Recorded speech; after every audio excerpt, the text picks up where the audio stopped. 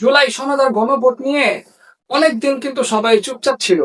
এটা ভালো যে finally NCP and Jamaat they have started talking about July charter and referendum again, and that is a good sign.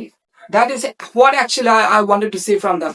And আমরা জানি যে তাজুল ইসলাম সে কিন্তু সে প্রসিকিউটর ছিল, যেই আদালতের মাধ্যমে জুলাইয়ের যারা committed mass killings and genocides, they were brought to justice. And এই ট্রাইব্যুনালের প্রসিকিউটর তাজুল ইসলাম সাহেব, তার কিন্তু একটা গ্রহণযোগ্যতা আছে, হ্যাঁ, and he is a highly qualified man. So finally he started talking about our interior minister and his negligence towards July charter and referendum.